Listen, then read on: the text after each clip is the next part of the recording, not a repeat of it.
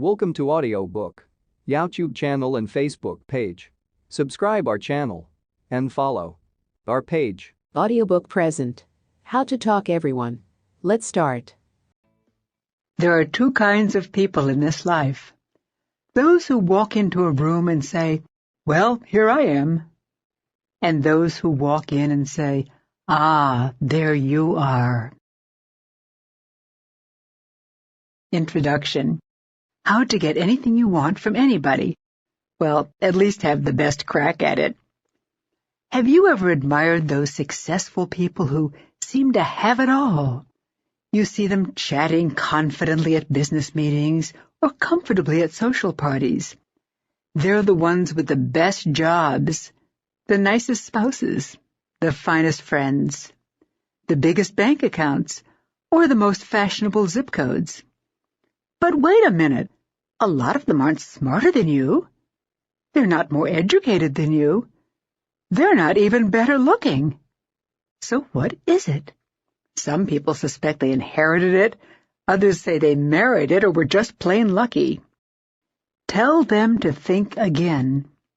What it boils down to is their more skillful way of dealing with fellow human beings. You see, nobody gets to the top alone. Over the years, people who seem to have it all have captured the hearts and conquered the minds of hundreds of others who helped boost them rung by rung to the top of whatever corporate or social ladder they chose. Wannabes, wandering around at the foot of the ladder, often gaze up and grouse that the big boys and big girls at the top are snobs.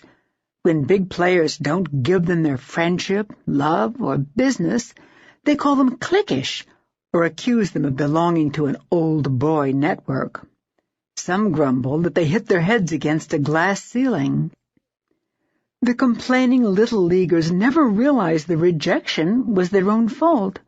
They'll never know they blew the affair, the friendship, or the deal because of their own communications fumbles.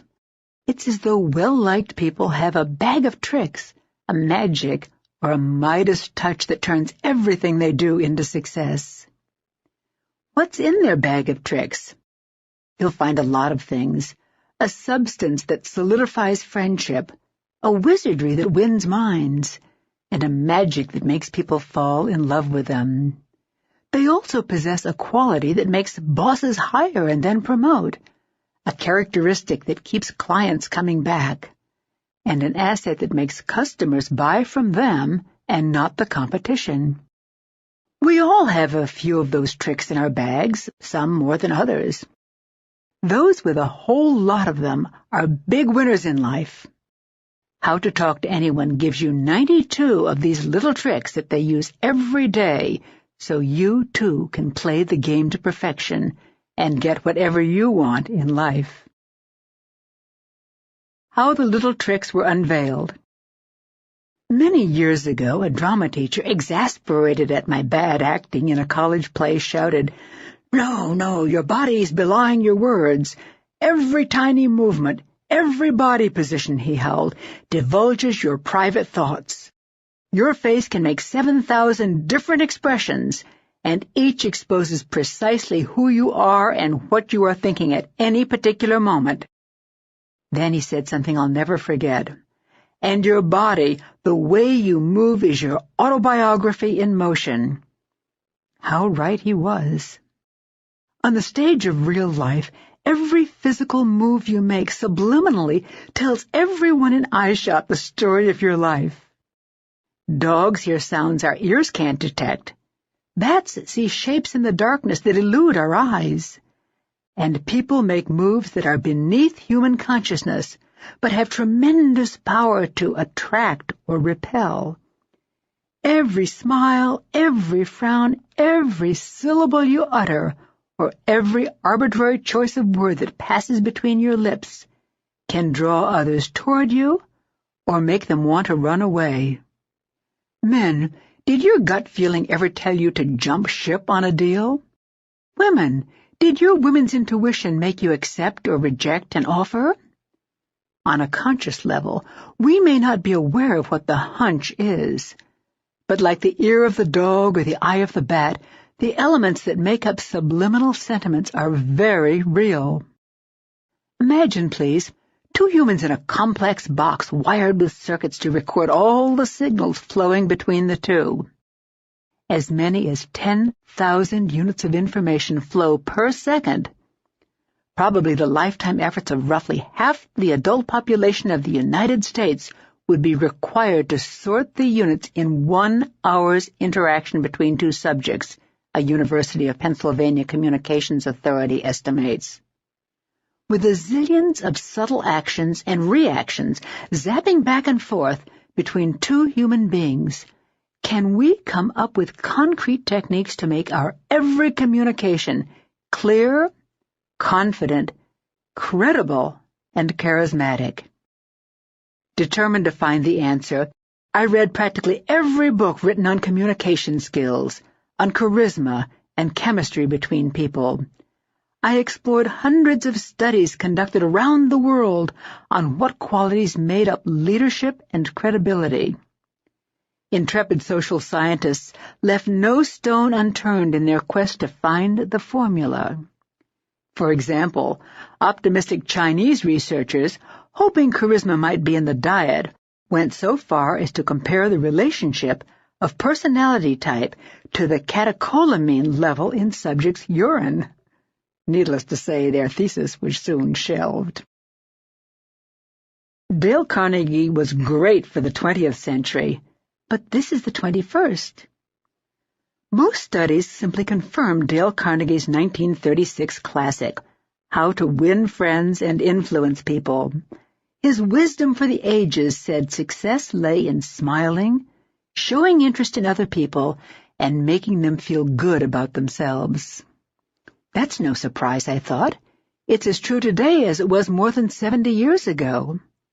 So, if Dale Carnegie and hundreds of others since have offered the same astute advice, why do we need another book telling us how to win friends and influence people? 2 mammoth reasons. Reason 1. Suppose a sage told you, "When in China, speak Chinese," but gave you no language lessons. Dale Carnegie and many communications experts are like that sage. They tell us what to do, but not how to do it. In today's sophisticated world, it's not enough to say smile or give sincere compliments. Cynical business people today see more subtleties in your smile, more complexities in your compliment. Accomplished or attractive people are surrounded by smiling sycophants feigning interest and fawning all over them. Prospects are tired of salespeople who say, "Oh, that suit looks great on you," when their fingers are caressing cash register keys. Women are wary of suitors saying, "You are beautiful," when the bedroom door is in view. Reason 2. The world is a very different place than it was in 1936, and we need a new formula for success. To find it, I observed the superstars of today. I explored the techniques used by top salespeople to close the sale, speakers to convince, clergy to convert, performers to engross, sex symbols to seduce, and athletes to win. I found concrete building blocks to the elusive qualities that lead to their success. Then I broke them down into easily digestible, news-you-can-use techniques. I gave each a name that will quickly come to mind when you find yourself in a communications conundrum. As I developed the techniques, I began sharing them with audiences around the country. Participants in my communications seminars gave me their ideas. My clients, many of them CEOs of Fortune 500 companies, enthusiastically offered their observations. When I was in the presence of the most successful and beloved leaders, I analyzed their body language and their facial expressions. I listened carefully to their casual conversations, their timing, and their choice of words. I watched as they dealt with their families, friends, associates, and adversaries. Every time I detected a little nip of magic in their communicating, I asked them to pluck it out with tweezers and expose it to the bright light of consciousness. We analyzed it together, and then I turned it into an easy-to-do little trick others could duplicate and profit from. My findings and the strokes of some of those very effective folks are in this book. Some are subtle, some are surprising, but all are achievable. When you master them, everyone from new acquaintances to family, friends, and business associates will happily open their hearts, homes, companies, and even wallets to give you whatever they can. There's a bonus.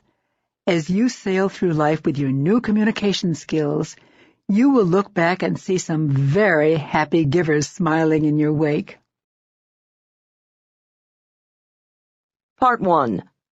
How to intrigue everyone without saying a word. You only have 10 seconds to show you're a somebody. The exact moment that two humans lay eyes on each other has awesome potency. The first sight of you is a brilliant holograph. It burns its way into your new acquaintance's eyes and can stay emblazoned in his or her memory forever. Artists are sometimes able to capture this quicksilver, fleeting, emotional response. My friend Robert Grossman is an accomplished caricature artist who draws regularly for Forbes, Newsweek, Sports Illustrated, Rolling Stone, and other popular publications. Bob has a unique gift for capturing not only the physical appearance of his subjects, but for zeroing in on the essence of their personalities. The bodies and souls of hundreds of luminaries radiate from his sketchpad. One glance at his caricatures of famous people, and you can actually see their personalities. Sometimes at a party, Bob will do a quick sketch on a cocktail napkin of a guest. Hovering over Bob's shoulder, the onlookers gasp as they watch their friend's image and essence materialize before their eyes. When he's finished drawing, he puts his pen down and hands the napkin to the subject. Often a puzzled look comes over the subject's face. He or she usually mumbles some politeness like, "Well, that's great, but it really isn't me." The crowd's convincing crescendo of, "Oh, yes, it is," drowns the subject out and squelches any lingering doubt. The confused subject is left to stare back at the world's view of himself or herself in the napkin. Once, when I was visiting Bob's studio, I asked him how he could capture people's personalities so well. He said, "It's simple. I just look at them." "No," I asked, "how do you capture their personalities? Don't you have to do a lot of research about their lifestyle, their history?" "No, I told you, Leil, I just look at them." "Huh?" He went on to explain, "Almost every facet of people's personalities is evident from their appearance, their posture, the way they move. For instance," he said, calling me over to a file where he kept his caricatures of political figures. "See," Bob said, pointing to angles on various presidential body parts. "Here's the boyishness of Clinton, showing me his half-smile, the awkwardness of the elder George Bush, pointing to his shoulder angle, the charm of Reagan, noting the ex-president's smiling eyes, the shiftiness of Nixon, pointing to the furtive tilt of his head." Digging a little deeper into his file, he pulled out Franklin Delano Roosevelt, and pointing to the nose high in the air, "Here's the pride of FDR." It's all in the face and the body. First impressions are indelible. Why? Because in our fast-paced, information overload world of multiple stimuli bombarding us every second, people's heads are spinning. They must form quick judgments to make sense of the world and get on with what they have to do. So whenever people meet you, they take an instant mental snapshot. That image of you becomes the data they deal with for a very long time. Your body shrieks before your lips can speak. Are their data accurate? Amazingly enough, yes. Even before your lips part and the first syllable escapes, the essence of you has already axed its way into their brains. The way you look and the way you move is more than 80% of someone's first impression of you. Not one word need be spoken. I've lived and worked in countries where I didn't speak the native language. Yet without one understandable syllable spoken between us, the years proved my first impressions were on target. Whenever I met new colleagues, I could tell instantly how friendly they felt toward me, how confident they were, and approximately how much stature they had in the company.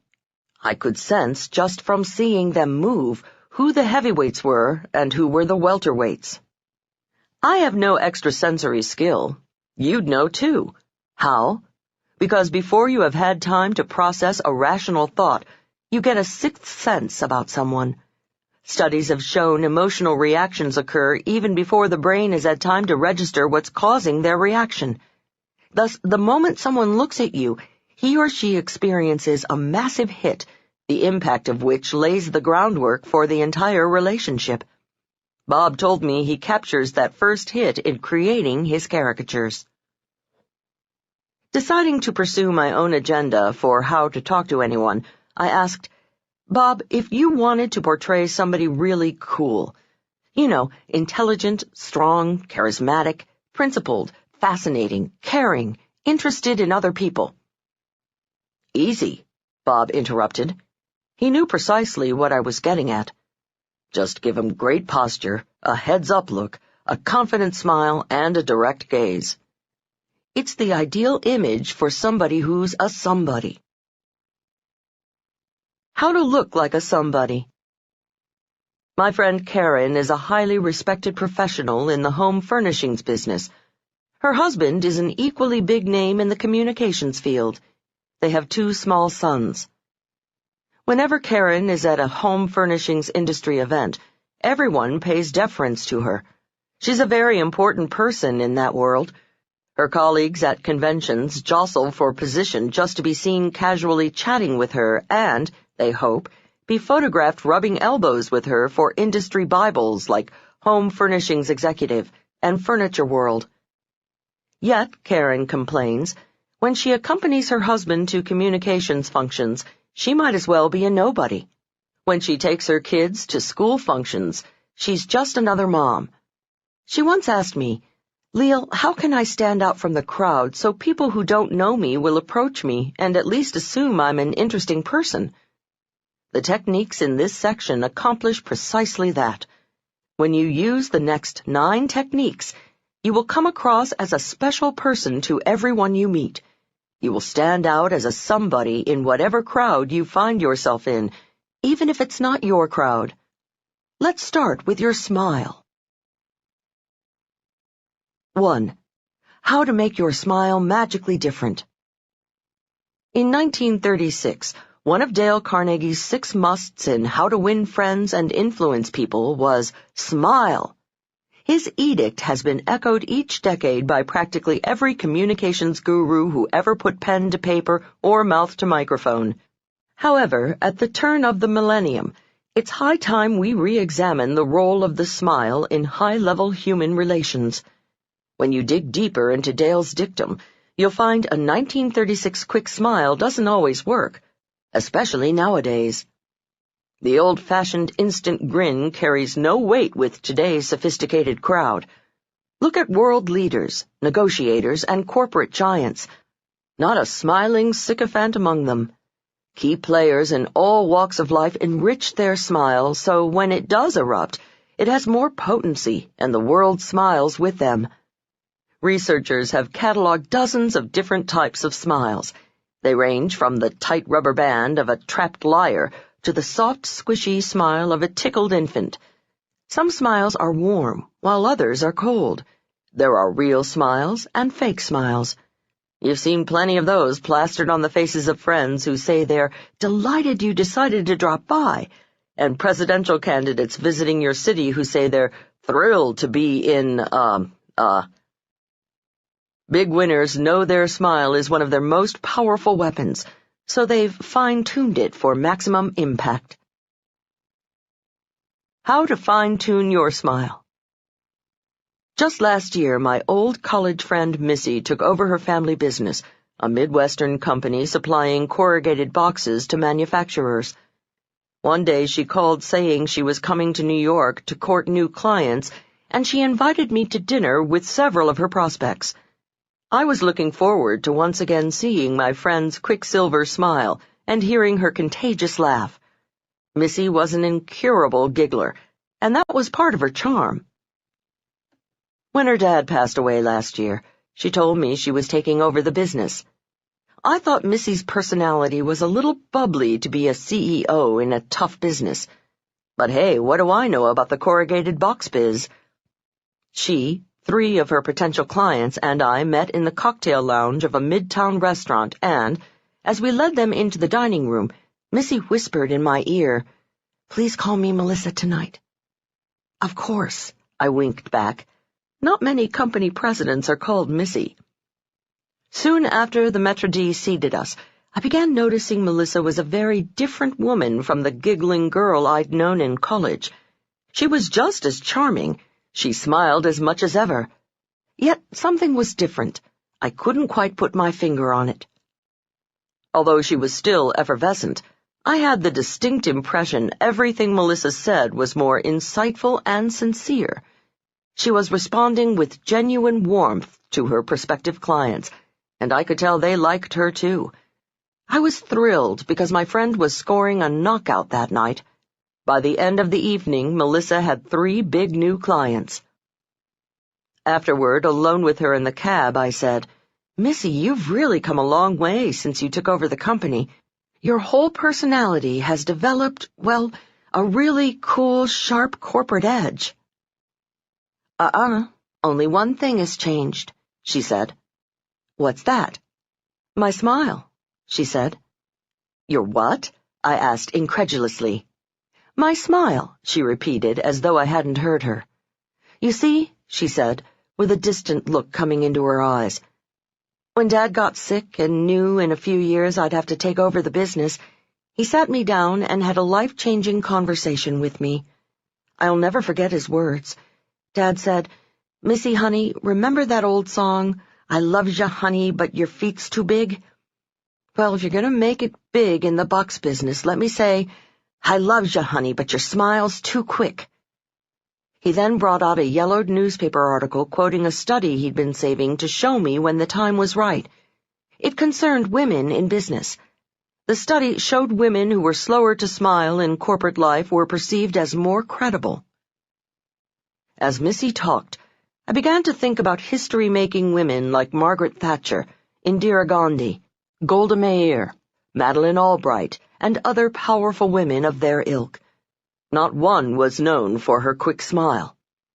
Missy continued, "The study went on to say a big warm smile is an asset, but only when it comes a little slower, because then it has more credibility."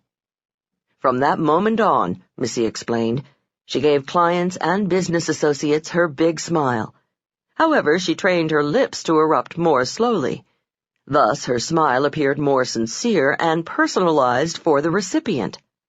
That was it. Missy's slower smile gave her personality a richer, deeper, more sincere cachet. Though the delay was less than a second, the recipients of her big, beautiful smile felt it was special and just for them. I decided to do more research on the smile. When you're in the market for shoes, you begin to look at everyone's feet. When you decide to change your hairstyle, you look at everyone's haircut. Well, for several months, I became a steady smile watcher. I watched smiles on the street. I watched smiles on TV. I watched the smiles of politicians, the clergy, corporate giants, and world leaders. My findings? Amid the sea of flashing teeth and parting lips, I discovered the people perceived to have the most credibility and integrity were just ever so slower to smile. Then, when they did, their smiles seemed to seep into every crevice of their faces and envelop them like a slow flood. Thus, I call the following technique the flooding smile. Technique number 1. The flooding smile. Don't flash an immediate smile when you greet someone, as though anyone who walked into your line of sight would be the beneficiary. Instead, look at the other person's face for a second. Pause. Soak in their persona. Then let a big, warm, responsive smile flood over your face and overflow into your eyes. It will engulf the recipient like a warm wave. The split-second delay convinces people your flooding smile is genuine and only for them. Let us now travel but a few inches north to 2 of the most powerful communications tools you possess, your eyes. 2. How to strike everyone as intelligent and insightful by using your eyes. It's only a slight exaggeration to say Helen of Troy could launch ships with her eyes, and Davy Crockett could stare down a bear. Your eyes are personal grenades that have the power to detonate people's emotions. Just as martial arts masters register their fists as lethal weapons, you can register your eyes as psychological lethal weapons when you master the following eye contact techniques. Beloved people in the game of life look beyond the conventional wisdom that teaches, keep good eye contact. For one, they understand that to certain suspicious or insecure people, intense eye contact can be a virulent intrusion. When I was growing up, my family had a Haitian housekeeper whose fantasies were filled with witches, warlocks, and black magic.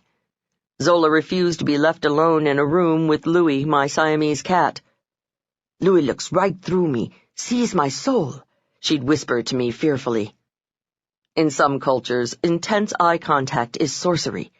In others, staring at someone can be threatening or disrespectful.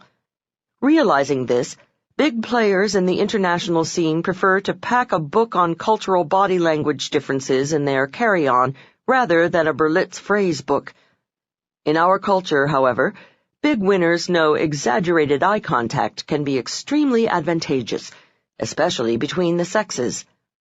In business, even when romance is not in the picture, strong eye contact packs a powerful wallop between men and women. A Boston center conducted a study to learn the precise effect. The researchers asked opposite-sex individuals to have a 2-minute casual conversation. They tricked half their subjects into maintaining intense eye contact by directing them to count the number of times their partner blinked. They gave the other half of the subjects no special eye contact directions for the chat. When they questioned the subjects afterward, the unsuspecting blinkers reported significantly higher feelings of respect and fondness for their colleagues, who, unbeknownst to them, had simply been counting their blinks. I've experienced the closeness intense eye contact engenders with a stranger firsthand. Once, when giving a seminar to several hundred people, one woman's face in the crowd caught my attention. The participant's appearance was not particularly unique, yet she became the focus of my attention throughout my talk. Why? Because not for one moment did she take her eyes off my face. Even when I finished making a point and was silent, her eyes stayed hungrily on my face. I sensed she couldn't wait to savor the next insight to spout from my lips. I loved it. Her concentration and obvious fascination inspired me to remember stories and make important points I had long forgotten. Right after my talk, I resolved to seek out this new friend who was so enthralled by my speech. As people were leaving the hall, I quickly sidled up behind my big fan. "Excuse me," I said. My fan kept walking. "Excuse me," I repeated a tad louder. My admirer didn't vary her pace as she continued out the door. I followed her into the corridor and tapped her shoulder gently. This time she whirled around with a surprised look on her face. I mumbled some excuse about my appreciating her concentration on my talk and wanting to ask her a few questions. "Did you, get much out of the seminar?" I ventured. "Well, not really," she answered candidly. "I had difficulty understanding what you were saying because you were walking around on the platform facing different directions." In a heartbeat, I understood. The woman was hearing impaired. I did not captivate her as I had suspected. She was not intrigued by my talk as I had hoped. The only reason she kept her eyes glued on my face was because she was struggling to read my lips. Nevertheless, her eye contact had given me such pleasure and inspiration during my talk that, tired as I was, I asked her to join me for coffee. I spent the next hour recapping my entire seminar just for her. Powerful stuff, this eye contact. Make your eyes look even more intelligent. There is yet another argument for intense eye contact. In addition to awakening feelings of respect and affection, maintaining strong eye contact gives you the impression of being an intelligent and abstract thinker. Because abstract thinkers integrate incoming data more easily than concrete thinkers, they can continue looking into someone's eyes even during the silences. Their thought processes are not distracted by peering into their partner's peepers. Back to our valiant psychologists. Yale researchers, thinking they had the unswerving truth about eye contact, conducted another study that they assumed would confirm the more eye contact, the more positive feelings. This time they directed subjects to deliver a personally revealing monologue. They asked the listeners to react with a sliding scale of eye contact while their partners talked. The results? All went as expected when women told their personal stories to women. Increased eye contact encouraged feelings of intimacy. But whoops, it wasn't so with the men. Some men felt hostile when stared at too long by another man. Other men felt threatened. Some few even suspected their partner was more interested than he should be and wanted to slug him. Your partner's emotional reaction to your profound gaze has a biological base. When you look intently at someone, it increases their heartbeat and shoots an adrenaline-like substance gushing through their veins. This is the same physical reaction people have when they start to fall in love. And when you consciously increase your eye contact, even during normal business or social interaction, people will feel they have captivated you.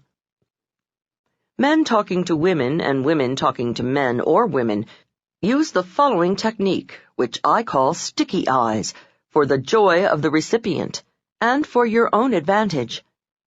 Guys, I'll have a man-to-man modification of this technique for you in a moment. Technique number 2, sticky eyes. Pretend your eyes are glued to your conversation partners with sticky warm taffy. Don't break eye contact even after he or she has finished speaking.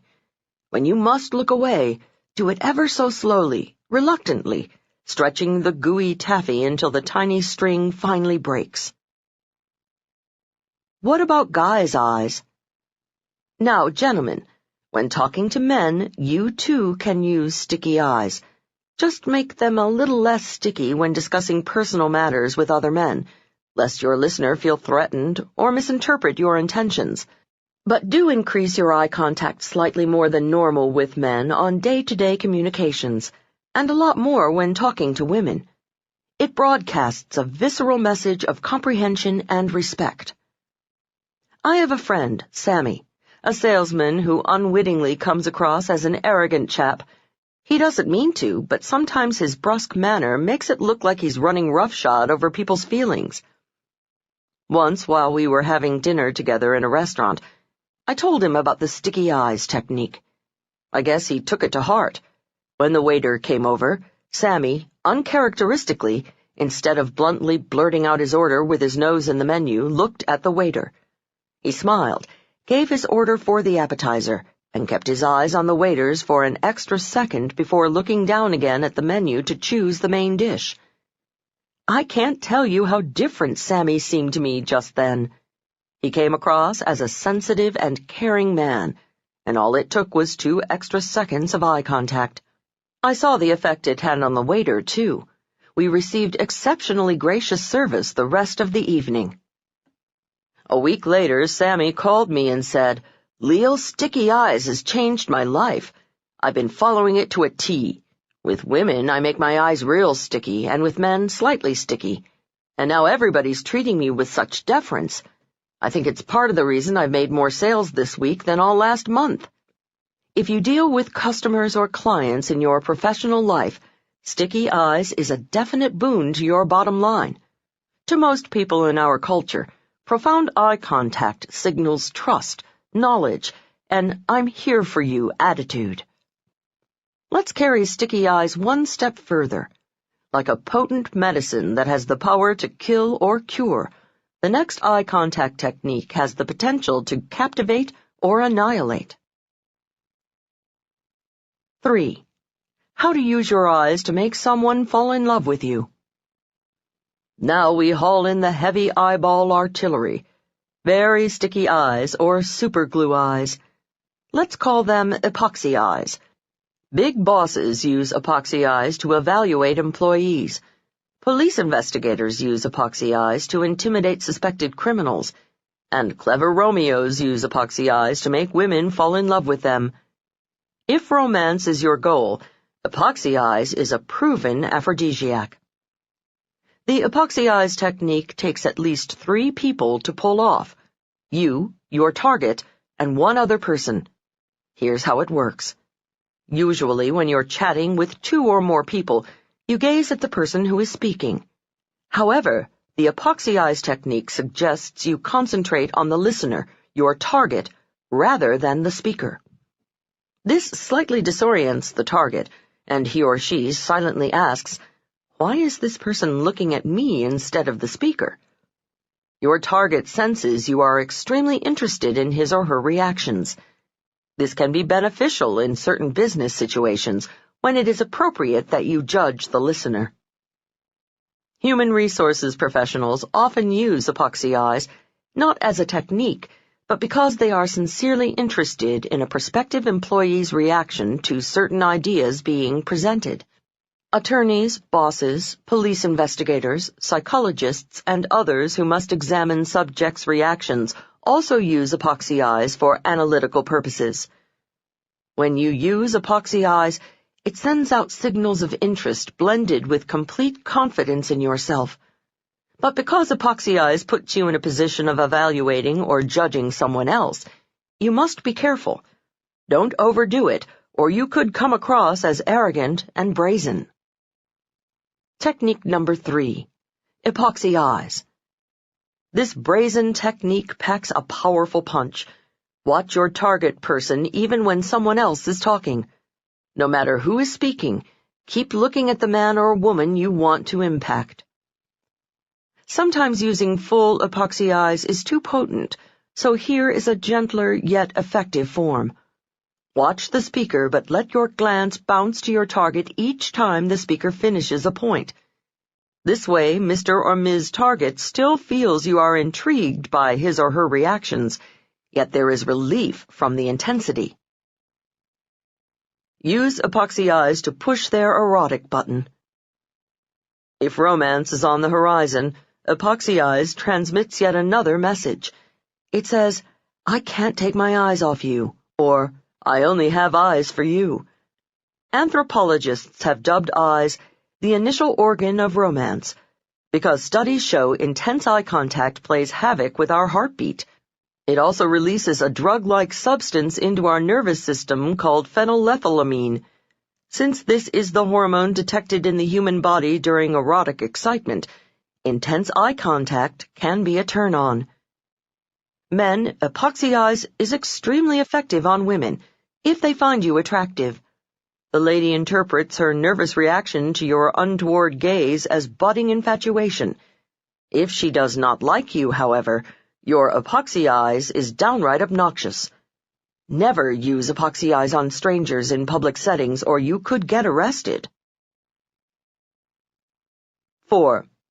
How to look like a big winner wherever you go. Do you remember the lyrics to the old Shirley Bassey song?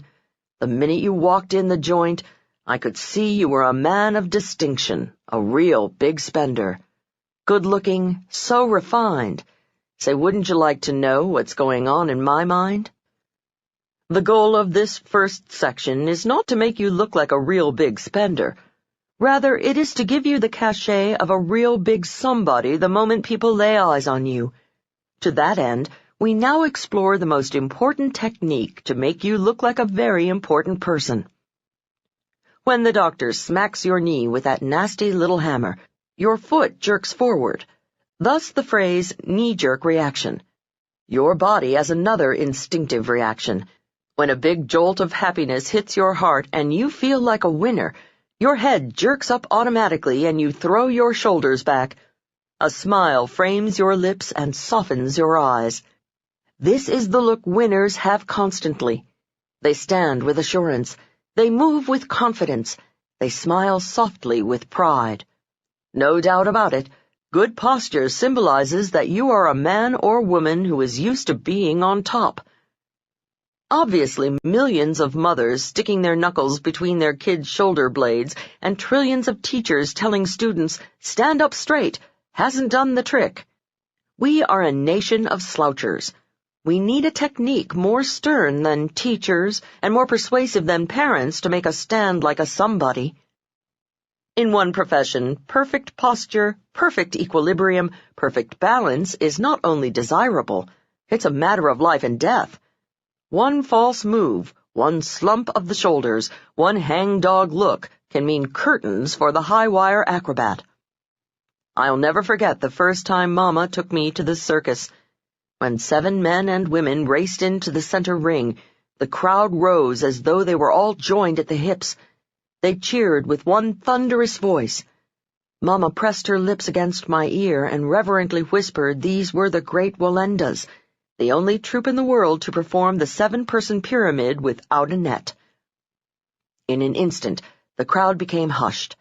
Not a cough or soda slurp was heard in the big top as Karl and Hermann Lownde shouted cues in German to their trusting relatives. The family meticulously and majestically ascended into the position of a human pyramid. They then balanced precariously on a thin wire hundreds of feet above the hard dirt, with no net between them and sudden death. The vision was unforgettable. To me, equally unforgettable was the beauty and grace of the 7 Lowndes racing into the center of the big top to take their bows. Each perfectly aligned, head high, shoulders back, standing so tall it still didn't seem like their feet were touching the ground. Every muscle in their bodies defined pride, success, and their joy of being alive. Still. Here is a visualization technique to get your body looking like a winner who is in the habit of feeling that pride, success, and joy of being alive. Your posture is your biggest success barometer.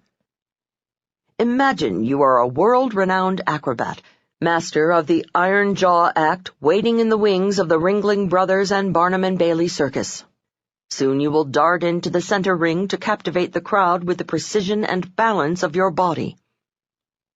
Before walking through any door, the door to your office, a party, a meeting, even your kitchen, picture a leather bit hanging by a cable from the frame. It is swinging just an inch higher than your head. As you pass through the door, throw your head back and chomp on the imaginary dental grip that first pulls your cheeks back into a smile and then lifts you up. As you ascend high above the gasping crowd, your body is stretched into perfect alignment. Head high, shoulders back, torso out of hips, feet weightless. At the zenith of the tent, you spin like a graceful top to the amazement and admiration of the crowd craning their necks to watch you. Now you look like a somebody. One day, to test hang by your teeth, I decided to count how many times I walked through a doorway. 60 times, even at home. You calculate. Twice out your front door, twice in, 6 times to the bathroom, 8 times to the kitchen, and through countless doors at your office. It adds up. Visualize anything 60 times a day and it becomes a habit. Habitual good posture is the first mark of a big winner. You are now ready to float into the room to captivate the crowd or close the sale, or maybe just settle for looking like the most important somebody in the room. You now have all the basics Bob the artist needs to portray you as a big winner. Like he said, great posture, a heads-up look, a confident smile, and a direct gaze. The ideal image for somebody who's a somebody. Technique number 4. Hang by your teeth. Visualize a circus iron jaw bit hanging from the frame of every door you walk through.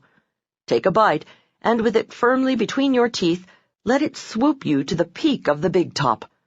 When you hang by your teeth, every muscle is stretched into perfect posture position. Now let's put the whole act into motion. It's time to turn your attention outward to your conversation partner. Use the next 2 techniques to make him or her feel like a million. 5. How to win their heart by responding to their inner infant. Remember the old joke? The comic comes on stage, and the first words out of his mouth are, "Well, how do you like me so far?" The audience always cracks up. Why? Because we all silently ask that question. Whenever we meet someone, we know, consciously or subconsciously, how they're reacting to us. Do they look at us? Do they smile? Do they lean toward us? Do they somehow recognize how wonderful and special we are? We like those people. They have good taste. Or do they turn away, obviously unimpressed by our magnificence? The cretins! Two people getting to know each other are like little puppies sniffing each other out. We don't have tails that wag or hair that bristles, but we do have eyes that narrow or widen, and hands that flash knuckles or subconsciously soften in the palms-up, I submit position. We have dozens of other involuntary reactions that take place in the first few moments of togetherness. Attorneys conducting voir dire are exquisitely aware of this. They pay close attention to your instinctive body reactions. They watch to see how fully you are facing them and just how far forward or back you're leaning while answering their questions. They check out your hands. Are they softly open, palms up, signifying acceptance of the ideas they're expressing? Or are you making a slight fist, knuckles out, signaling rejection? They scrutinize your face for the split seconds you break eye contact when discussing relevant subjects, like your feelings on big awards for damages or the death penalty. Sometimes attorneys bring along a legal assistant whose sole job is to sit on the sidelines and take precise note of your every fidget. An interesting aside, trial lawyers often choose women to do this twitch-and-turn spying job because, traditionally, females are sharper observers of subtle body cues than males.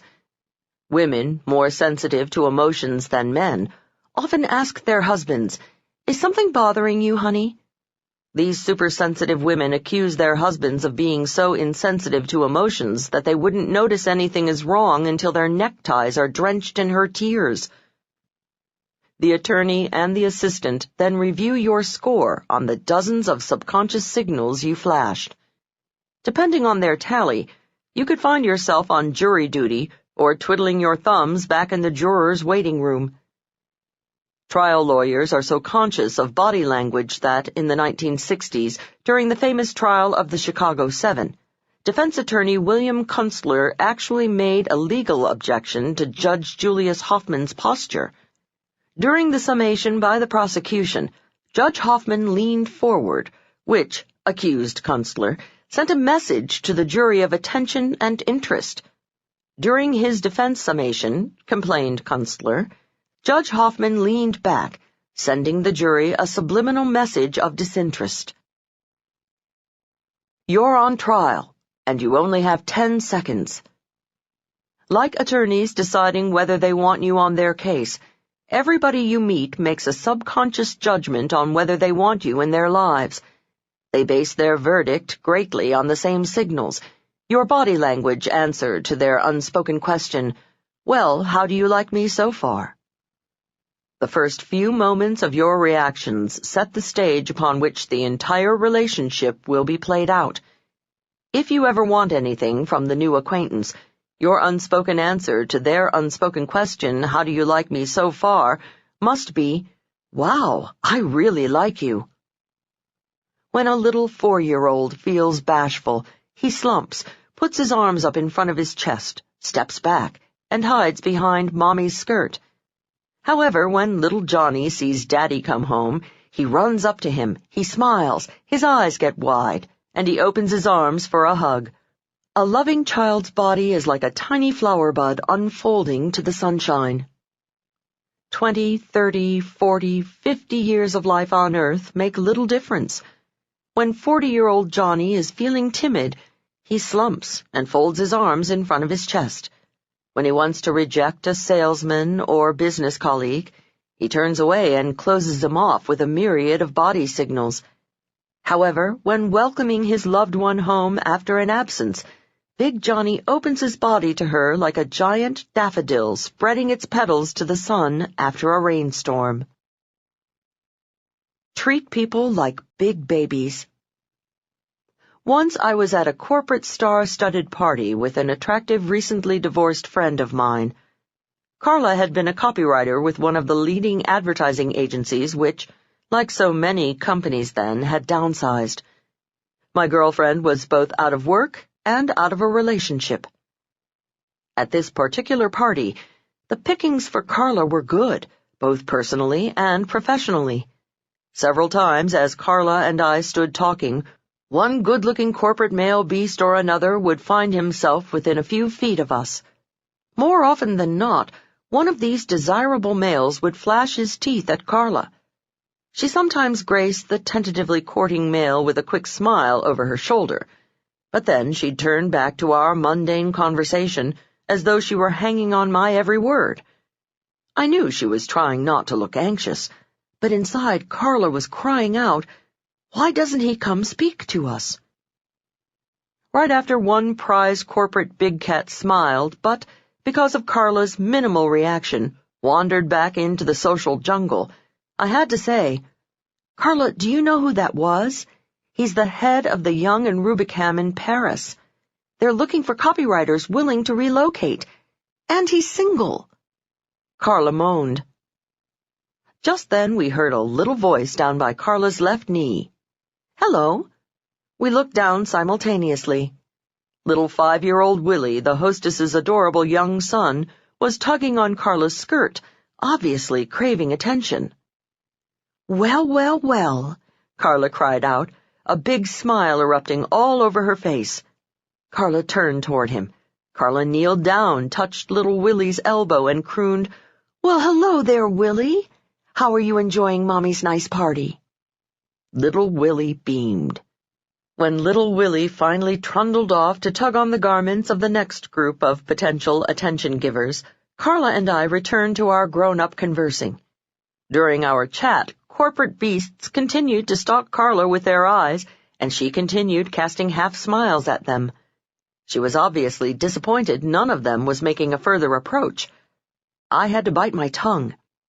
Finally, when I felt it was going to bleed from the pressure of my teeth, I said, "Carla, have you been noticing that 4 or 5 men have come over and smiled at you?" "Yes," Carla whispered, her eyes darting nervously around the room lest anyone overhear us. "And you've been giving them little half-smiles," I continued. "Yes," she murmured, now confused at my question. "Remember when little Willie came up and tugged on your skirt? Do you recall how you smiled, that beautiful big smile of yours, turned toward him and welcomed him into our grown-up conversation?"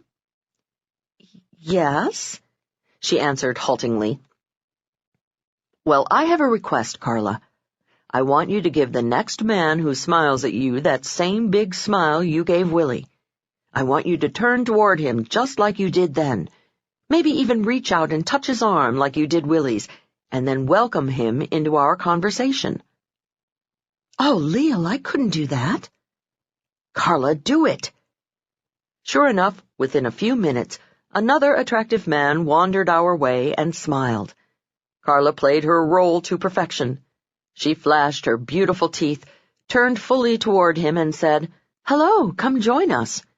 He wasted no time accepting Carla's invitation. After a few moments, I excused myself. Neither noticed my departure because they were in animated conversation. The last glimpse I had of my friend at the party was her floating out the door on the arm of her new friend. Just then the technique I call the big baby pivot was born. It is a skill that will help you win whatever your heart desires from whatever type of beasts you encounter in the social or corporate jungle. Technique number 5. The big baby pivot. Give everyone you meet the big baby pivot. The instant the two of you are introduced, reward your new acquaintance. Give the warm smile, the total body turn, and the undivided attention you would give a tiny tyke who crawled up to your feet, turned a precious face up to yours, and beamed a big, toothless grin. Pivoting 100% toward the new person shouts, "I think you are very, very special." Remember, buried deep inside everyone is a big baby who is rattling the crib, wailing out for recognition of how very special he or she is. The following technique reinforces the big baby's suspicion that he or she is indeed the center of the universe. 6. How to make someone feel like an old friend at once.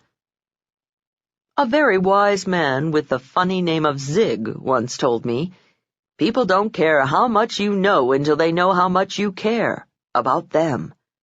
Zig Ziglar is right. The secret to making people like you is showing how much you like them. Your body is a 24-hour broadcasting station revealing to anyone within eyeshot precisely how you feel at any given moment. Even if your hang-by-your-teeth posture is gaining their respect, your flooding smile and the big baby pivot are making them feel special, and your sticky eyes are capturing their hearts and minds, the rest of your body can reveal any incongruence. Every inch, from the crinkle of your forehead to the position of your feet, must give a command performance if you want to effectively present an "I care about you" attitude. Unfortunately, when meeting someone, our brains are in overdrive. Remember Shakespeare's Julius Caesar? He said of Cassius, "He has a lean and hungry look. He thinks too much. Such men are dangerous." So it is with our brains when conversing with a new acquaintance. Our brains become lean. Some of us are fighting off shyness. Others are frantically sizing up the situation. And hungry. We're deciding what, if anything, we want from this potential relationship. So we think too much instead of responding with candid, unself-conscious friendliness. Such actions are dangerous to impending friendship, love, or commerce. When our bodies are shooting off 10,000 bullets of stimuli every second, a few shots are apt to misfire and reveal shyness or hidden hostility. We need a technique to ensure every shot aims right at the heart of our subject. We need to trick our bodies into reacting perfectly. To find it, let's explore the only time we don't need to worry about any shyness or negativity slipping out through our body language. It's when we feel none. That happens when we're chatting with close friends. When we see someone we love or feel completely comfortable with, we respond warmly from head to toe without a thought. Our lips part happily. We step closer. Our arms reach out. Our eyes become soft and wide. Even our palms turn up and our bodies turn fully toward our dear friend. How to trick your body into doing everything right. Here's a visualization technique that accomplishes all that. It guarantees that everyone you encounter will feel your warmth. I call it, "Hello, old friend." When meeting someone, play a mental trick on yourself. In your mind's eye, see him or her as an old friend, someone you had a wonderful relationship with years ago. But somehow you lost track of your friend. You tried so hard to find your good buddy, but there was no listing in the phone book. No information online. None of your mutual friends had a clue. Suddenly, wow, what a surprise! After all those years, the two of you are reunited. You are so happy. That's where the pretending stops. Obviously, you are not going to try to convince the new person that the two of you are really old friends. You are not going to hug and kiss and say, "Great to see you again," or, "How have you been all these years?" You merely say, "Hello, how do you do? I am pleased to meet you." But inside, it's a very different story. You will amaze yourself. The delight of rediscovery fills your face and buoys up your body language. I sometimes jokingly say, if you were a light, you'd beam on the other person. If you were a dog, you'd be wagging your tail. You make this new person feel very special indeed.